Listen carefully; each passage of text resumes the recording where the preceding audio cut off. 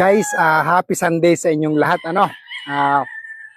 Umpisa na naman ang tag-ulan o rainy season. Kaya talagang kasabay nito ang paglulugon, pagbagsak ng balahibo ng mga broadcast natin. Kaya talagang dapat subaybayan natin, sabayan natin ito ng kaukulang pag-aalaga. So dito sa Sisiw Academy Farm, talagang inoobserbahan natin ito ng husto, inaalaga natin ang mga broadcast natin at kumbaga kasama nito ang preparasyon para sa breeding season na darating. So itong mga broodcocks natin, hinihiwalay na natin ang mga sariwa at ang mga dry naman, binubunutan na natin ang buntot para mas mabilis bumalik. So let's see. So ayan, ito yung mga sariwa pa nating mga broodcock na pwede natin gamitin ngayong early bird season. So mga bagong bihis tong mga to, magagamit pa natin, kumpleto pa, hindi pa dry. So ito naman, bilirubol natin na sariwa pa din, sariwa pa din, kaya magagamit pa natin. So itong isa, si 1.1 million dome, dry na siya, so hindi natin magagamit, bubunutan na ito ng buntot para mas mapabilis ang pag-recover, magamit natin siya kasi may 2 months pa tayo para sa breeding ng early bird. Kaya sa 2 months na yan, babalik pa ang buntot yan, magagamit na natin siya kahit battery type muna. So ito yung mga Bruce Barnett natin. So far, sariwa pa rin naman. Ito yung anak ng imported. Magagamit pa natin. So sa dulo, nandun ang tatay nyo. Parehas sila, Xerox copy. So ito yung infusion natin ng Bruce Barnett na mga imported this coming season. Kasi may height na sila, moderno na sila, at pwede nang ilaban sa labanan sa ngayon. Dahil upgraded na sila. So ito yung mga broadcast natin. Nandito sa harapan ng bahay ko. Ito yung isa. Ito yung imported natin na Dink Fairwater na personal. Sariwa pa siya, magagamit pa siya. Magagamit pa sa breeding. And ito naman, this is a 4 times winner na Harold Brown Gray. So may pakunti-kunti tayong gray na ginagamit pang kulay-kulay at laro-laruan natin. So far yung mga broadcast natin, ang iba nagre-recover na, nakawalik na. Ito yung isa sa mga kelso natin. Ayan, yung buntot niya bumabalik na. So pwede na nating magamit ngayong early bird season. So binibig ko tong mga kelso na to sa mga dome. Yun lang ang purpose niya, kelso over dome.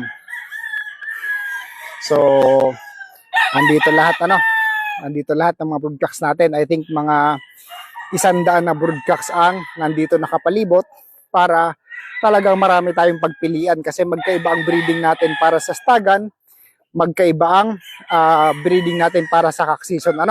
Kasi pag gumagawa tayo ng pangkak, matatangkad, tapos pag gumagawa tayo ng pang-stag, mga medium station lang. Ayun. Shout out kay Erwin Galit Gendrano, Erwin Galit Gendrano, shout out sa iyo. So ito, Bruce Barnett natin, sariwa pa. So magagamit pa natin ito ngayong breeding season. So magkapatid sila nung isang nasa dulo. Ayan. Ito rin, this is a Bruce Barnett sweater. So nakahilera na rito ang mga candidate ko na gagamitin this coming breeding season. Ito, sariwang-sariwa rin ito na Bruce Barnett sweater. Ito din, sariwa pa rin itong Bruce Barnett sweater natin.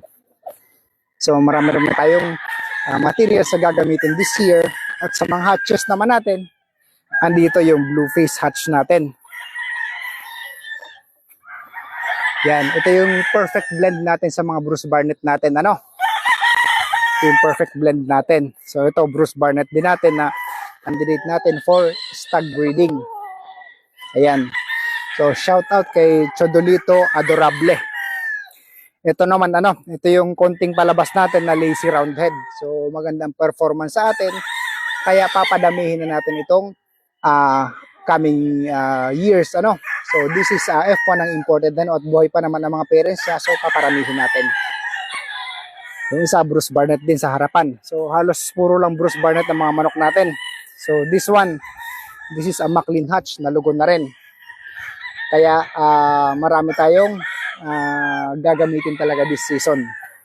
And sana maging productive ang season natin at sana kayo din sa lahat ng mga kaibigan natin kasama natin sa industriya, sana maging maayos din ang darating na breeding season, lalo ang stag season kasi istagan na malapit ng labanan. So tayo nagpe-prepare na tayo kasi talagang ito yung matagal natin pinaghandaan, isang taon nating binuno para makarating sa ganitong estado. So hopefully samahan tayo ng konting swerte. So maraming salamat sa inyong lahat. Master Marcos ulit ito And by the way guys, mag-ingat kayo sa scammer So yung scammer ginagaya ang profile natin, binebenta ang manok natin ng mura ng sale. So hindi tayo nagsisale kasi kulang ang manok natin. So ang dami nating marami tayong na-share na breeding materials, so kulang kaya hindi tayo makapag-sale gaano makapagbenta. Kaya mag-ingat kayo kasi ganyan ang modus ng mga scammer. Magbebenta ng murang manok, pag nakapagbayad kayo, black na kayo. So mag-ingat kayo sa mga pini-PM nyo, lalo ang kapangalan ko So ginagaya nila, dinudumihan nila ang brand natin. Kaya ay lumaban ng parehas kaya mag-ingat kayo. So maraming salamat sa inyong lahat guys.